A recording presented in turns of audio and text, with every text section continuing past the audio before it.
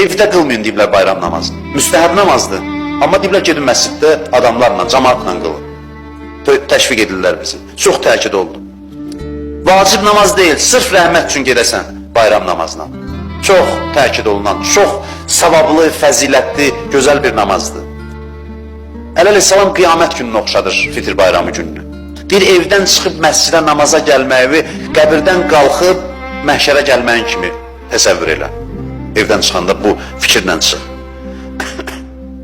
Əleyhissalam buyurur ki, namaz vaxtı dayananda Allah'a çox zikr elə. Hesab elə ki, hesab kitaba dayanmışsan.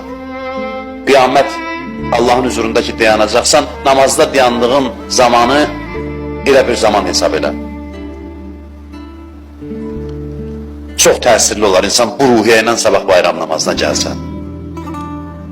Ondan sonra qaydanda da elə bir ki, ya cənnətə ya cəhənnəmə qayıdırsan ki, inşallah bizim cəhənnəmdə nə işimiz var? Biz cəhənnəmdən düşünmək belə istəmirik. İnşallah ki, biz elə hamımız sabah Allah'ın rəhmətinə nail olarıq. Əməlimizə görə yox, onun geniş rəhmətinə, fəzilətinə görə. Hədis buyurur ki, mən əhya leylətəl aid ləm yəmut qəlbuhu yevmə təmutul qulub. Mən əhya leylətəl aid ləm yəmut qəlbuhu yevmə təmutul qulub.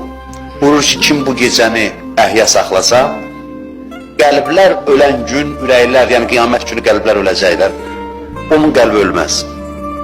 Onun qəlbi diri olar.